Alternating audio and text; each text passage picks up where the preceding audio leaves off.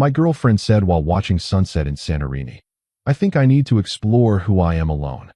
I smiled, paid the hotel bill, continued my trip without changing plans, and over time she heard stories about where that journey eventually took me. I think I need to explore who I am alone. Those were her exact words. She said them while the Santorini sun was dissolving into the Aegean Sea, turning the whole sky into something that looked less like nature and more like a painting someone had left unfinished. She said them while I was holding 2 glasses of local wine, one in each hand, because she had asked me to grab them from the waiter 30 seconds earlier.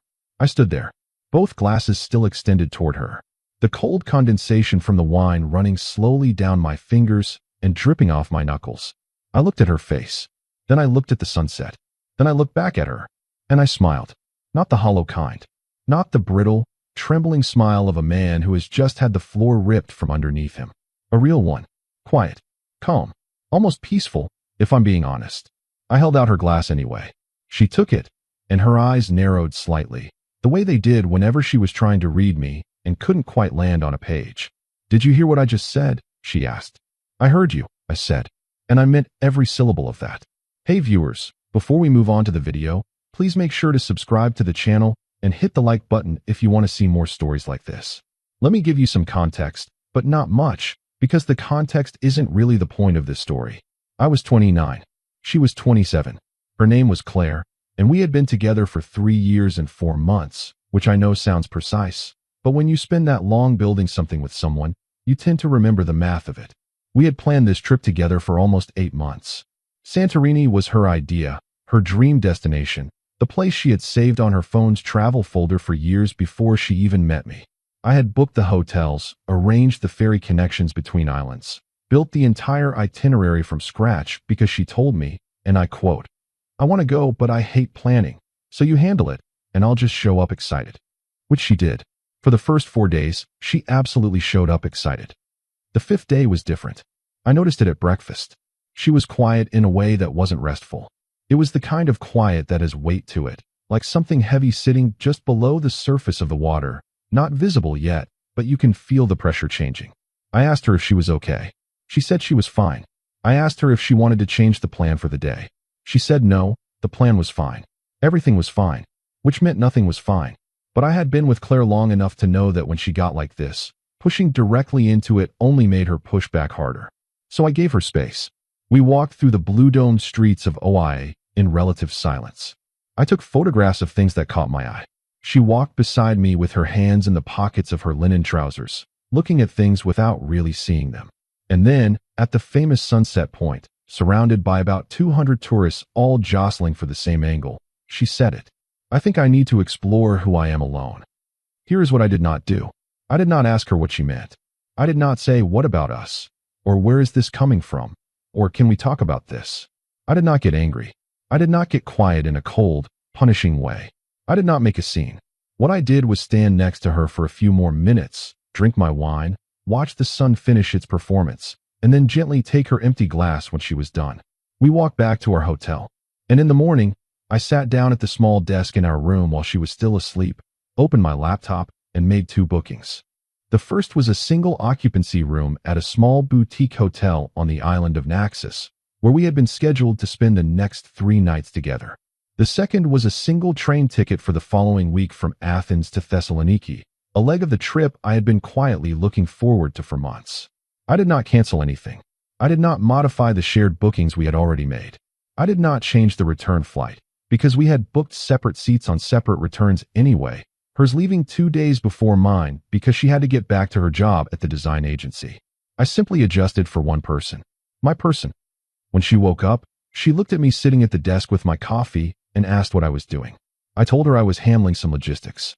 She sat up slowly and tucked her hair behind her ear, and I could see her preparing herself for a conversation she had clearly been rehearsing. "About last night," she started. "It's okay," I said. She blinked. "I mean, I want to talk about it," she said. "Sure," I said, and I turned my chair to face her. What followed was about 40 minutes of conversation, and I'm going to be honest with you. Very little of it surprised me. She talked about feeling like she had lost herself. She talked about how she had gone from one relationship to another since she was 19 and had never really had time to be just her, without someone else's needs shaping her days.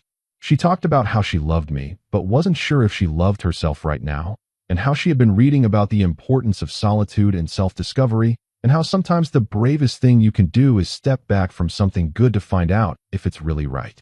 I listened to all of it. I nodded where nodding was appropriate. I did not interrupt. And when she was done, I said something that I think genuinely threw her. I said, "I think you're probably right." She stared at me for a long moment. "You're not going to fight for us?" she asked. And I want to pause here, because that question is one of the most revealing things a person can say in this kind of moment. Because what she was really asking was, are you going to make this decision feel consequential by reacting to it? Are you going to beg and cry and negotiate and prove through your desperation that this relationship has value? Are you going to perform the role of the man who cannot function without me? I looked at her steadily and I said, fighting for us implies that you're something I need to defeat to keep. You're not a battle, Claire. You made a decision about your own life. That's yours to make. She opened her mouth, then closed it again. So that's it, she said finally. That's what? I asked. You're just okay with this. I didn't say I was okay with it. I said I think you're right that you need this. Those aren't the same thing. She was quiet for a while after that. We checked out together the next morning. The hotel staff, a cheerful young man named Petros who had clearly seen 1,000 iterations of this particular scene, managed to keep his expression professionally neutral as he processed our separate payments. I paid for my portion of the stay. She paid for hers.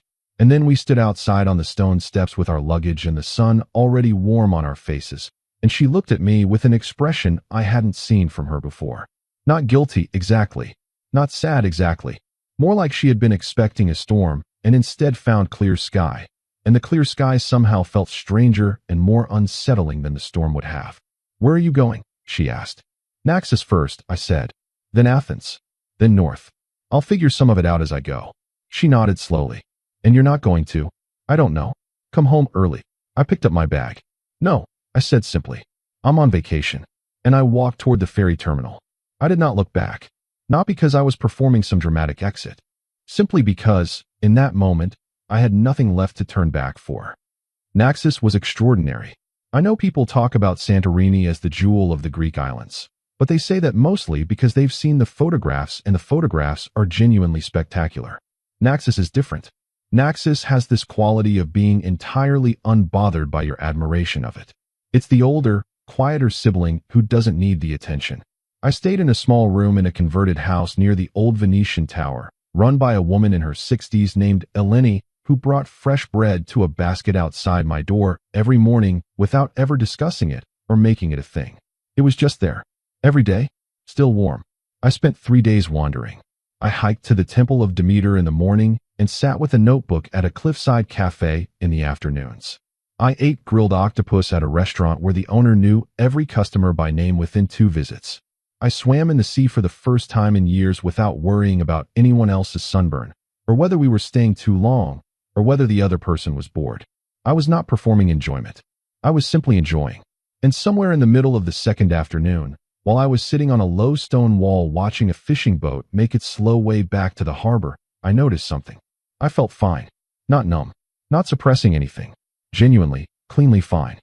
I want to be clear about something before I go further. I was not fine immediately. That first night in my single room, I lay on the bed and stared at the ceiling for a long time. I thought about the 8 months of planning. I thought about the specific evening in December when she had leaned across the kitchen table and shown me pictures of Santorini on her phone and said, "Can we actually do this next summer?" I thought about the way her face had looked when the ferry first came around the headland and the white buildings came into view, and she grabbed my arm and said, "It's real. It's actually real." I thought about 3 years. 3 years is not nothing. 3 years is inside jokes and knowing how someone takes their coffee and understanding the specific texture of their silences. 3 years is the first time you really fight and the first time you forgive someone for something that genuinely hurt you.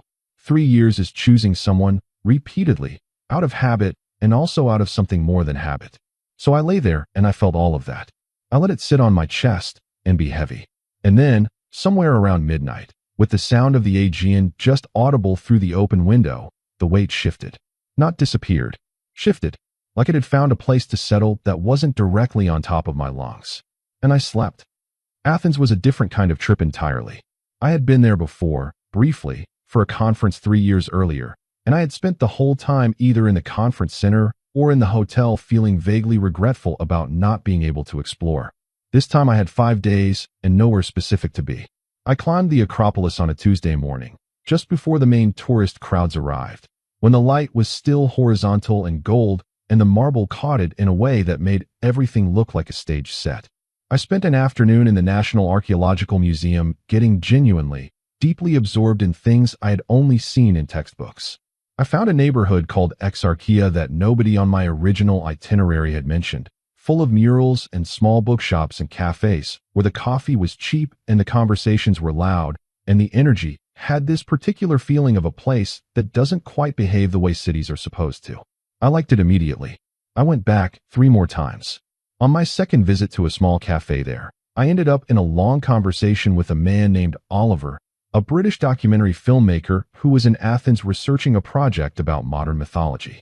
He was compact and precise in the way he spoke, chose his words like he was editing in real time, and had this habit of making observations that seemed slightly obvious when he said them, and then turned out to be genuinely profound if you thought about them for more than 30 seconds. We talked for almost 4 hours. About his project, about stories and how people use them, about the difference between the life you plan and the life you end up inhabiting. He was the first person I told about Claire. Not the whole story, just the shape of it. He listened, nodded, and said, "The people who need to leave often need you to be devastated when they do. It confirms something for them about their own importance. When you're not, it throws everything off balance. It makes them recalibrate." I thought about that for a long time after. Thessaloniki was a revelation. I know people say that about cities all the time, but I mean it in a specific way. Thessaloniki felt like a city that had figured out something that other cities were still arguing about. The food was better than anywhere I had eaten in years. The waterfront promenade had this unhurried quality, like time moved differently there, slightly slower, slightly more generous.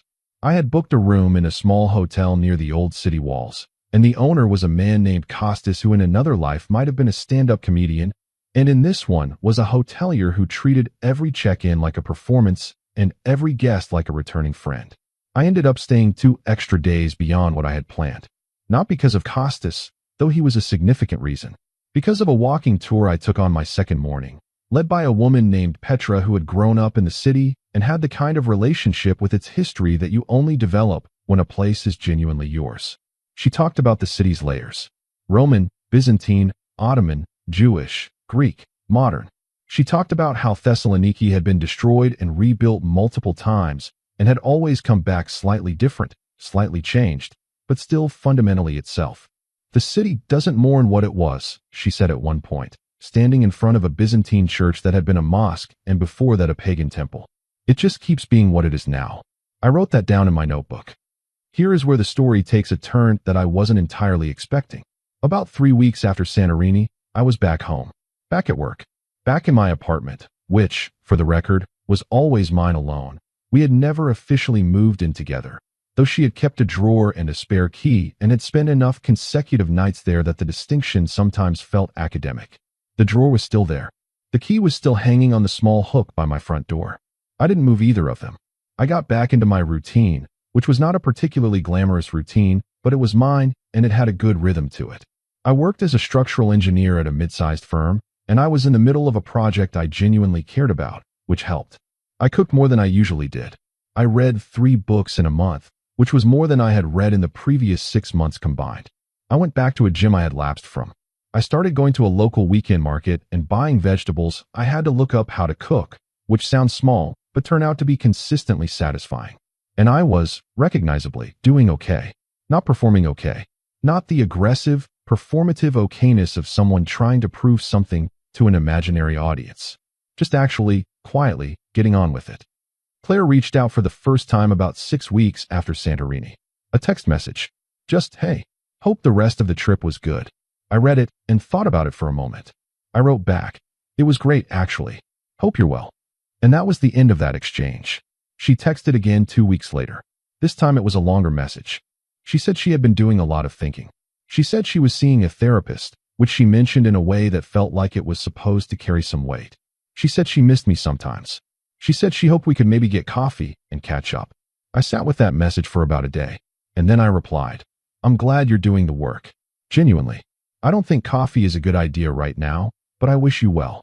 She sent a thumbs up emoji and nothing else. I don't know what the thumbs up meant. I suspected it meant she had been expecting something different and was recalibrating, which is the word Oliver the filmmaker had used. A mutual friend of ours, a man named Felix who I had actually been friends with first and who Claire had met through me, called me one evening about 2 months after everything. Felix was one of those people who always had an opinion and was generally not shy about sharing it, which was sometimes annoying and sometimes the most useful thing in the world depending on what you needed in a given moment. He told me he had run into Claire at a party. He said she seemed off. Not broken, he clarified quickly, more like she had arrived at some destination she thought she wanted and was quietly confused about why the arrival didn't feel better. He said she had asked about me. He said she specifically asked if I had been upset. And he said, with the specific delight of someone who has witnessed something genuinely interesting, that when he told her I seemed to be doing well, she looked like someone had told her the weather in a country she had planned to visit was better than expected when she had packed for rain. I laughed at that. Felix laughed too. She expected you to fall apart, he said. I know, I said. Did you? The first night, I said honestly. And then I went to Naxos and ate grilled octopus and watched a fishing boat and felt something settle. Felix was quiet for a moment. Good, he said simply. The project at work picked up significantly in the autumn. I was given the lead engineering role on a coastal infrastructure project, which was the kind of work I had been quietly angling toward for a couple of years. It involved a decent amount of travel. Site visits up north, coordination meetings in other cities, 2 trips to consult on similar projects in different countries. It was demanding in the way that good work is demanding. It takes a lot from you, but it gives you something back. I was good at it. I already knew I was good at it. But there's a difference between knowing something about yourself in theory and having it confirmed in practice by real results and by the specific look people give you when they realize the person in the room who had the answer was you. That difference matters. Felix, who worked in the same broad industry and had enough professional overlap with me that we sometimes crossed paths in work settings, mentioned to me at some point that word was getting around. That I was the person on this particular kind of project. That firms were talking. That my name had come up in a context where names don't usually come up unless someone is paying real attention. I filed all of this away with quiet satisfaction and kept working. Claire texted again in November. This time the message was longer and more direct. She said she had made a mistake.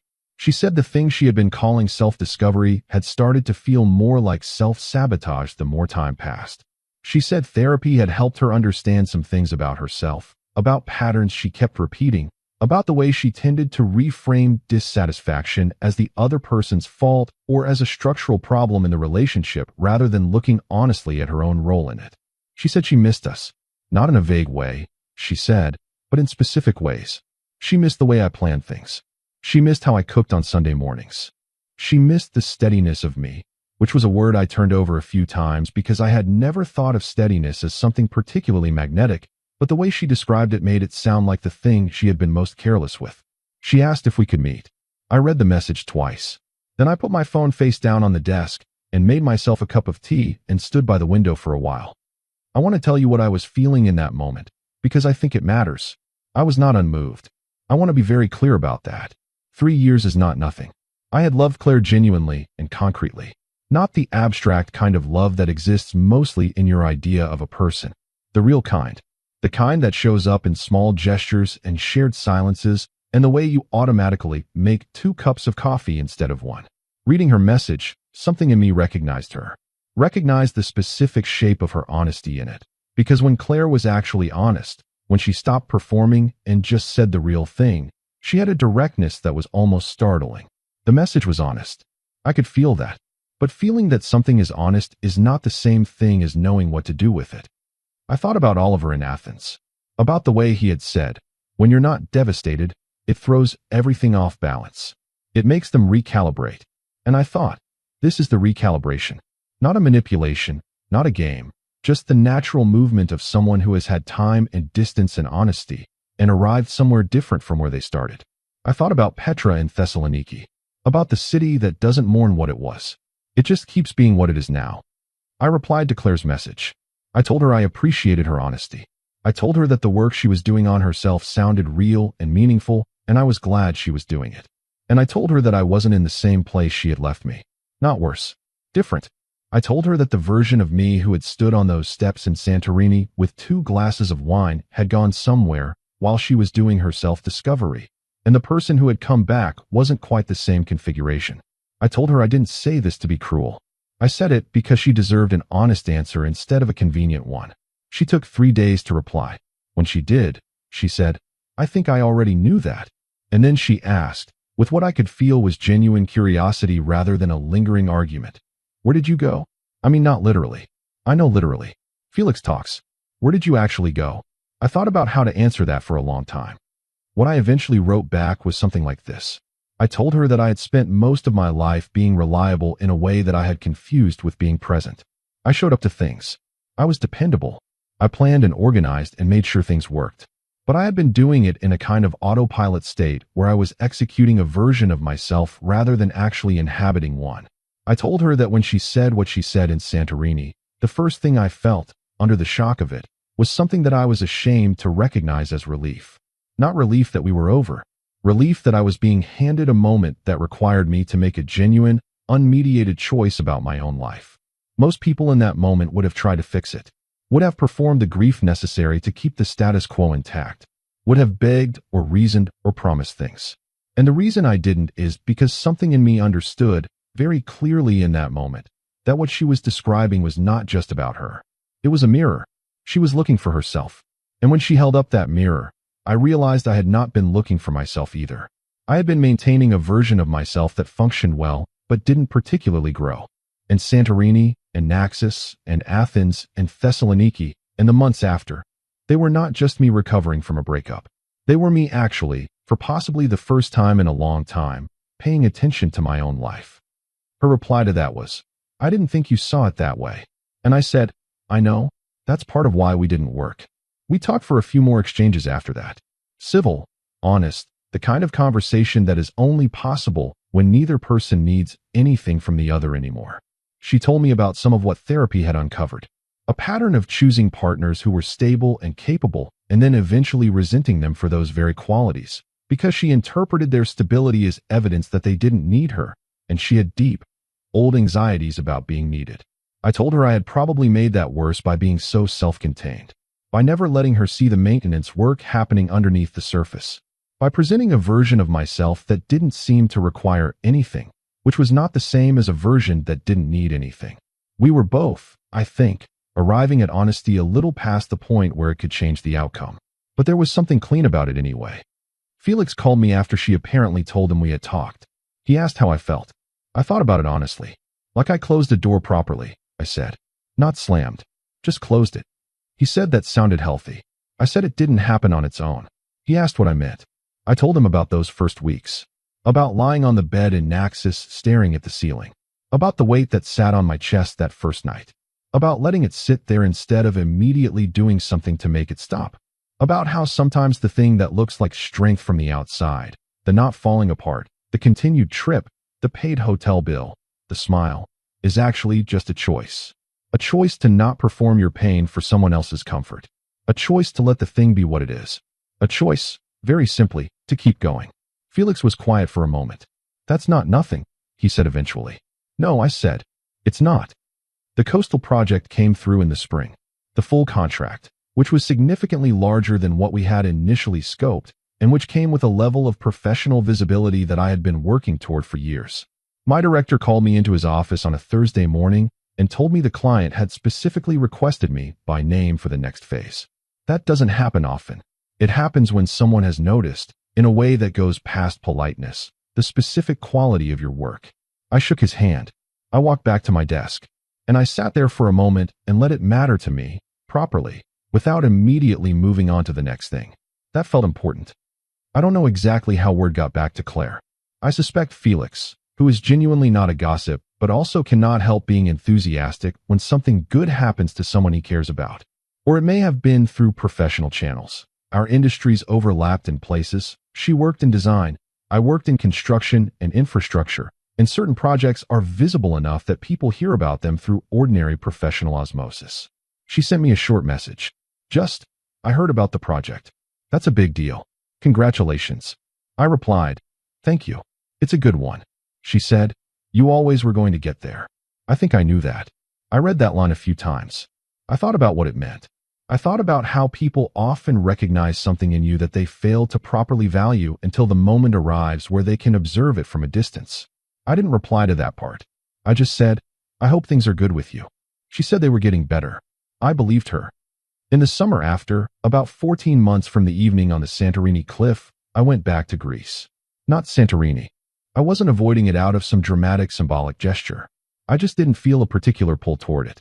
Instead, I went to the Peloponnese, a part of Greece I had never been to, and I drove rental car roads through dry, ancient landscapes, past olive groves and Byzantine ruins and small towns where the afternoon light turned the stone walls a color that looked almost edible. I stayed in a house outside Monemvasia that a friend of Oliver's. He had stayed in touch, occasionally, in the way that good chance encounters sometimes continue past their moment, had recommended. The house had a garden with a fig tree and a view of the sea. I stayed there for 10 days. I worked in the mornings on some designs I was developing. I walked in the afternoons. I cooked in the evenings. I read on the porch until it got dark. And on one of those evenings, watching the light leave the water in a way that reminded me, unavoidably, of that original sunset, I thought about the moment on the cliff. I thought about holding those 2 glasses of wine. I thought about smiling. I thought about how different it could have gone, how I could have argued, or pleaded, or negotiated, or collapsed, how I could have flown home the next morning and spent the next 3 months trying to rebuild something that one person had already decided to walk away from, how I could have made her the center of gravity around which everything else orbited. But I hadn't. I had paid my half of the hotel. I had continued the trip. I had gone to Naxos and Athens and Thessaloniki and kept going. And what I understood now, with enough distance to see it properly, was that the smile on that cliff had not been a performance of dignity. It had not been a carefully calculated response designed to make her regret the decision. It had not been indifference dressed up as equanimity. It had been something more basic than any of that. It had been the moment I recognized, at some level below conscious thought, that my life was still mine. That a relationship ending did not mean that I ended. That I was not the supporting character in someone else's story. That the trip continued. That the trip always continued. I'm telling you this story because I think we have a tendency, in moments of loss, to treat our grief as the appropriate and proportional proof of our love. Like if we don't fall apart, we must not have cared enough. Like the depth of the pain is the metric by which the relationship is measured. And there is something true in that. Pain is not nothing. Loss is not nothing. That first night in Naxos mattered. It had to happen. But there is a difference between feeling grief and performing it. There is a difference between honoring what something meant to you and burning yourself down in its service. The smile on the cliff was not me being cold. It was not me being unaffected. It was me understanding, in some inarticulate pre-verbal way, that the only person whose response to this moment I could control was my own. And that my response was going to be, simply, okay, what's next? I have not gotten back together with Claire. This is not one of those stories. She is, from what I understand through occasional mutual contact, doing well. Genuinely well. She has done real work on herself. She made some significant professional moves. She seems more settled in herself than she was, which is, when I think about it honestly, probably what she actually needed. Not to come back to me, just to find whatever it was she said she was looking for that evening on the cliff. I hope she found it. I mean that without a trace of irony. What I found was harder to describe, but easier to live in. A project I care about. A routine I actually inhabit rather than execute.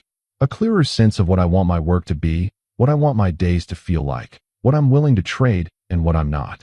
A few new friendships. Oliver, Petra, some people from the Coastal Project team who turned out to be genuinely good company. A fig tree in a garden in the Peloponnese that I have thought about more times than I can explain. A version of myself that feels, for the first time in a while, like it fits. The stories got back to her gradually. The project. The professional recognition. The second trip.